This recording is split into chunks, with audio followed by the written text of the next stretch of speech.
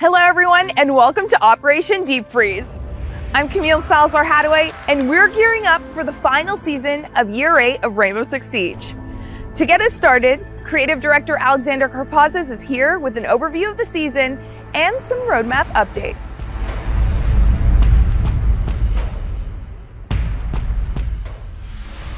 Hello everyone and welcome to Operation Deep Freeze. The entire Siege team is really proud of the work that we're about to show you today. Before that, we have some updates on the roadmap that we want to communicate to you. One of the big changes is the shield rework that we talked about earlier in the year. We want to give it a bit more time before we can finally put on the polish that it deserves, which means that we'll be pushing it into Year 9 Season 1. However, we want to show you these changes this season, so expect a test server to go live where you can check out all of the work in progress changes we're bringing to shields, and you'll also have the ability to give us feedback on these changes before they go into the next season. On top of all of this, we have a new operator, Tubarão, who's coming to the game, joining Wolfguard and hailing from Portugal. He has a new ability that's quite frosty and brings a new element to other gadgets in the game. We have a new map as well, the Lair, which is Deimos's HQ for all of his nefarious deeds. There's much, much more. This is just the tip of the iceberg when we talk about Operation Deep Freeze. You may have seen the teaser trailer for the new season's map, but now it's time for the full tour. We're jetting off to Deimos's secret headquarters, where Assistant Director of Level Design, Mahdi Tayab, will be your guide.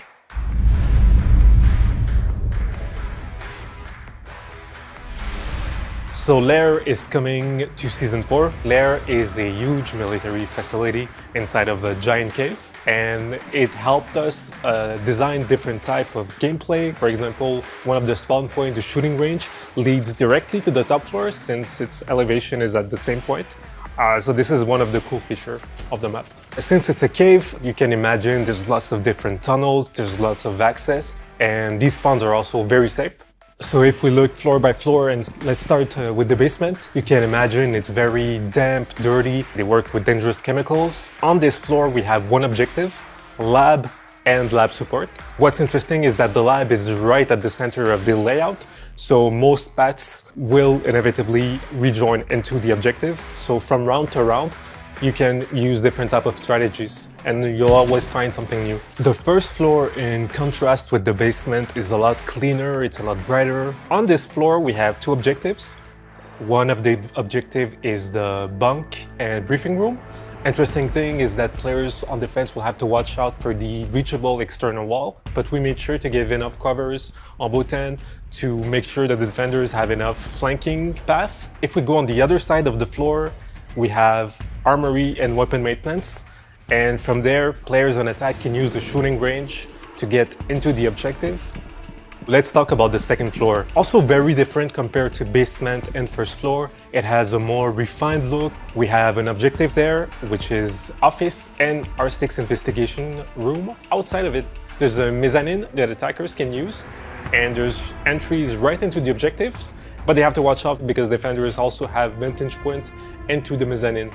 So what excites me the most about this map is there's lots of ways to attack, defend, and lots of different ways to strategize all of it. Lair won't be bannable for Operation Deep Freeze, and we hope you enjoyed the map. Operation Deep Freeze will mark the full launch of the Reputation system, complete with new UI and a grace period during which the team will continue to monitor the system. For more details on this new phase, let's hear from UX designer Roland Poe.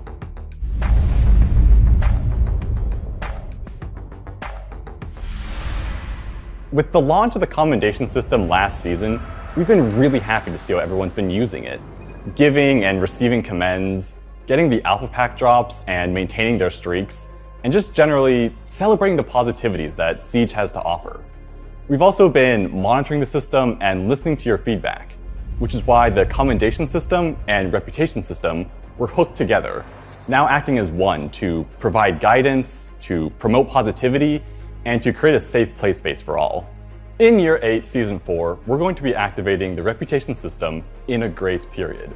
And what that means is you're going to see new UI in the Reputation Center, you're going to see increased notices in-game, and the first look at the impacts that will start to affect your account based on your reputation standing. And these impacts can be things such as changes to the rewards you get at the end of each match, it can be access to playlists, and it can be progress towards special drops and exclusive cosmetic bonuses. With the updated Reputation Center UI, you're going to see a lot of information all about how to get the best standings. You'll see information about how the system works, about each of the individual standings, and personalized information dedicated to you. You'll see things such as guides about how to spread positivity, about the individual impacts that will be affecting your account once we leave grace period, as well as tips and tricks you can use in your matches, throughout the game, and even beyond to become great Siege community members and great Siege players. As always, we'll be monitoring the system and listening to your feedback, and with everyone together, making the Rainbow Six Siege community as great as it can be. Next up is an explosive topic that's been cooking up for quite some time: frag grenades. They're changing, and Associate Game Director Joshua Mills is here to tell you how and why.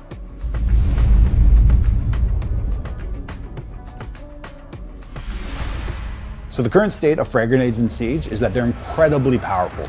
Basically, they are killing machines. You don't have time to react to them if they're cooked properly, and they can take out a decent amount of utility, and by decent, I mean all utility, depending on how they're being tossed, and they can take down soft destruction. What are we doing with the frags? We're removing the ability to cook the grenades. They're still as powerful as before as far as like the damage they can do and their killing potential, but it's more reactive for the defenders. So basically a grenade comes in, you have to make a decision. Do you move into more precarious position? But again, we are removing the ability to cook them. When you deploy them, they'll have a 4-second fuse timer on them. And then after bouncing off a surface, that fuse timer actually drops a little bit. This is very similar to how the flash grenades work currently. The biggest benefit to the change that we're trying to do with the frags is to allow operator diverse loadouts, which is, it's not the must pick. It is pick based on scenario and based on situation you're in. You can't just have the one pick option that is the option, because there's no point for anything else to exist if that's the case. We want that and distributing. We want more operators to have them and have access to them and be able to play around with coming up with new ways to build out their loadouts. This season, the Rainbow Six Siege team is looking for players to participate in the Siege Marketplace Beta. To tell us more about what that is and how to register for it, here's Business Strategy Director Mohammed Ben Hanada.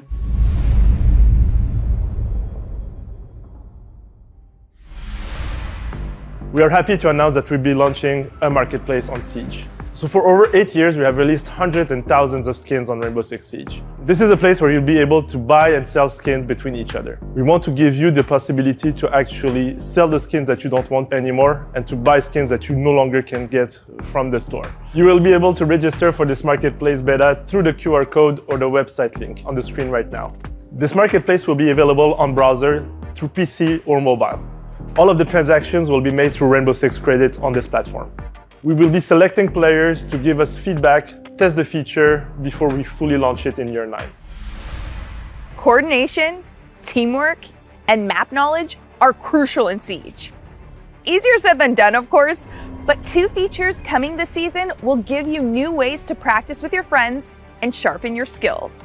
Technical architect Alex Busby, creative director Alexander Karpazes, and associate game director Christopher Budgeon have all the details.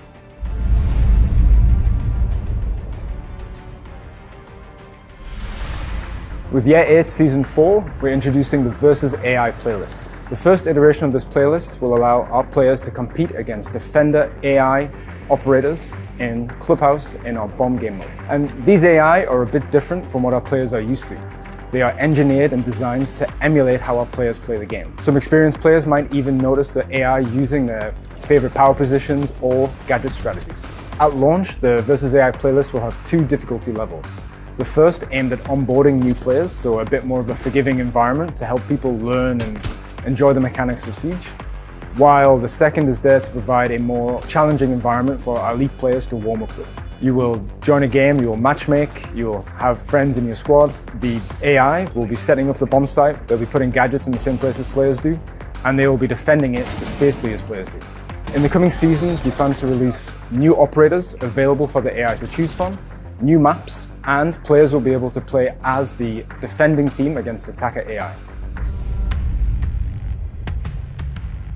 MapRun is a new learning tool we're bringing for players, which allows them to specifically learn maps. It will be focused on guiding players on how to navigate and how to learn callouts and how to communicate with your squad. With MapRun, we have two learning modes, the target drill and the landmark drill. Within the landmark drill, players will be given an image as well as some different information about that specific location. Once they find that landmark, they'll be able to interact with it and they'll be given a new one. In target drill, there'll be pre-placed dummies and commonly found enemy positions on the map. That way, you can get in with your squad and start to think about where do we clear the map? Where are enemies commonly found? Where do they like to hide? In the target drill, you can turn aggression on or off. So now the dummies will shoot back and you'll have to get into a good position while you clear the room. MapRun will launch with 7 maps. This will include our new layer map as well as the revamped consulate map. Try learning layer through MapRun. This is the beginning of MapRun, and we really want to hear from you. What training tools do you want from an experienced player? What training tools do you want to bring your new friends into the game? All of this information will be great for us as we continue to build and evolve MapRun for the years to come. So you just saw a lot of exciting stuff when it comes to the AI playlist and all of the onboarding features that we're introducing this year. This does come to a difficult conversation when it comes to situations and training grounds in the game. We'll be removing situations and training grounds, or as some others call it, T-hunt, from the game. This is a very difficult decision for some very good reasons. We're introducing a lot of tools today that teach the player the game and allow them to warm up, and it brings them closer to that true experience of our ranked game mode. Every single time that we change an operator, update a map, or change the balancing that affected T-hunt, it meant that we diverted resources away from us making better and improved features in the game itself. But we are committed to the features of AI Playlist, the map run feature, which you just saw, and finally, we'll be bringing even more updates to the shooting range so that new players and experienced veterans will have what they need to experience Siege to the fullest. Quick question. Do you play Siege with a controller? Then I've got 3 words for you. Full controller remapping. And that's not all. Associate producer Jane Gonkar from our Kyiv studio is here to share the good news.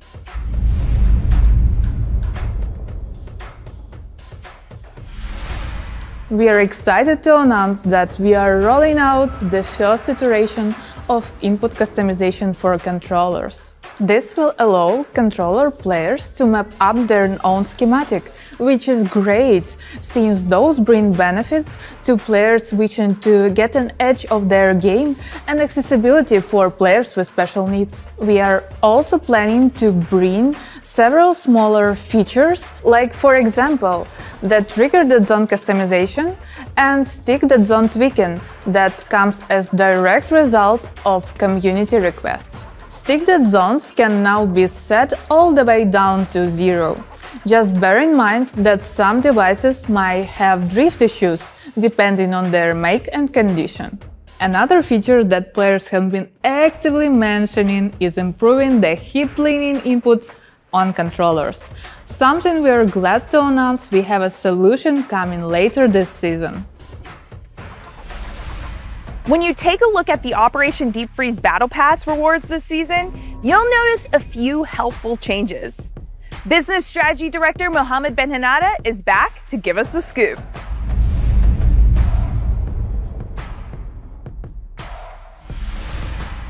I told you last season that we will be looking at improving the navigation on the Battle Pass. This season, we will be bringing the map that will be interactive. It's an easier way for you to actually see the overall Battle Pass and navigate through it. Can't wait to have your feedbacks on this, and it's only a first step to improve the navigation in the Battle Pass. So again, stay tuned for even more. It's time to learn more about the operator who gives Operation Deep Freeze its name. When you need to cool things down and put the attack on ice, you'll want Tubarão on your team. Art director Joanna Choi is here for insights on the design of this operator, and then we'll go to director of gameplay design Jeremy Carval and game designer Dominic Clement for details on Tubaróu's chilling gadget.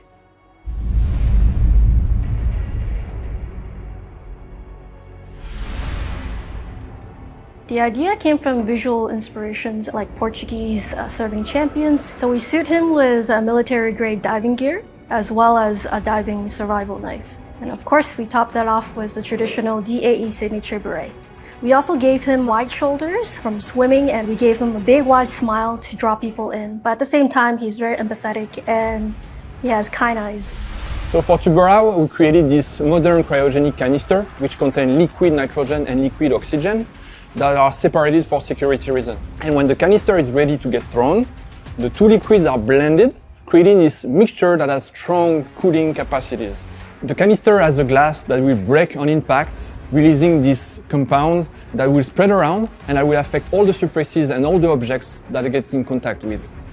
Diving deeper into Tubaróu's ability, Tubarão bring the Zoto Canister. These things are throwable that will detonate on impact. And when they detonate, they will release a super cool compound that will freeze pretty much everything in its path. As an attacker, when you step into this effect, you're gonna notice it. You're gonna be slowed down. You'll also be leaving frozen footsteps. So these footsteps are visible on the surface you're walking on, but be careful because they're also visible on the surface below.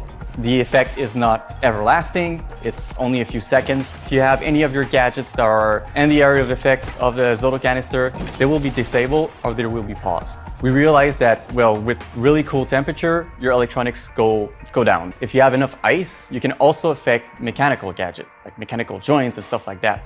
So that was kind of like the eureka moment where we was like, it can also be affecting mechanical gadgets. So when you're facing a termite and you see the charge start to fuse, you have this moment of reaction where you can deploy your Zoto Canister on the wall. You're going to be stopping the termite and its track. And now you're giving your team breathing room and some time to kind of think, okay, what's going to happen? What are we going to do with this? Because it's not going to destroy the termite charge. It's just going to freeze it and stop it for a second. The wall is still going to blow up at the end of the effect. Tubaróu's role is one of a flex operator. This operator can both play as a roamer and as an anchor. As an anchor, Tubaróu's role is really to kind of slow down a push so that the defender can really react to whatever the attacker are throwing at them. But as a roamer, you can do similar things, but do it at a further distance and be kind of safe from fuse or something like that, and be able to switch between your roaming role where you disrupt the attack a bit further from the objective and be quickly running back to site and slow down whatever is happening on the objective. With the introduction of RAM, vertical play has been playing quite a big role. So with this gadget, you can use it to deploy on the ceiling and disrupt these attackers that are above you. You can also use it to slow down the attackers, freeze them, disrupt them, or also freeze other breaching charge that they may be placing on the ceiling. Frozen device. Of synergy, I would say, is the gadget denial. So you have Bandit, Kaid, and Mute. Tubarão will be joining their rank and denying the wall for the attackers. You can pair this operator with, let's say, Bandit, and give Bandit more time to replace his battery and Bandit trick while the attackers are trying to breach. The second group, I would say, is the intel group. You have Pulse and Solace. They provide a lot of information and a lot of intel for Tubarão so he can deploy his gadget and hopefully catch the attackers that are playing upstairs or in the room next to you.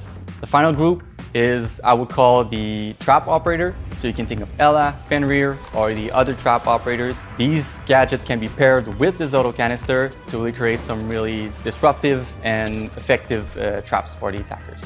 Looking at the counters, the first one is Maverick. Because yes, despite having a fiery gadget, he's the only Heart Breacher who will still be able to go through a reinforcement wall that is affected by this gadget. You can also bring an operator like Zofia, because Zofia's explosive charge will not be affected by the Zoto Canister. So you can use it to destroy the canister and get rid of the effect. You can also bring frag grenades, which will also not be affected by the Zoto Canister. Finally, we also have operators like Twitch and Zero. Their gadget, equipped with their laser, will be able to zap the canister and get rid of the effect.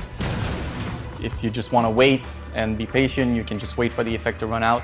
But if you're not patient and you want to get rid of it as quickly as possible, you can shoot it, you can melee it, you can use your sledge and sledge it. It will immediately remove the effect and the ice will melt. Taking a look at the primary weapons of Tubarão, we have two options. First one is the MPX, which is a classic weapon, the one that you can see on Valkyrie. It's a wonderful weapon for a flex operator. Your second option is the AR-15. Yes, a DMR on defense. This DMR creates a lot of distractions, and also the weapon is pretty loud, pretty powerful, so they'll be scared. Caught you. In terms of secondary weapon, you have one option, the P226 MK25. It's a reliable secondary weapon. So we wanted Tubarão to be able to really fulfill his role as a flex operator. So we gave him a balance of 2-2, 2 health, 2 speed. In terms of secondary gadgets, you have two options. The first option is the nitro cell, which is really useful when you play this operator in a vertical way. You can try to catch the attacker upstairs if you're able to catch them with your gadget, but be careful, don't throw your nitro cell and your own gadgets because they will be disabled. So try to play smart and try to anticipate where the players are gonna go if you do catch them. Your second option is the proximity alarm. This one is great to bring if you're more aiming towards using it as an horizontal gameplay. It allows you to put it in the doorway and have an early warning so you can deploy your Zoto Canister in this doorway and make the attacker think twice before swinging on you.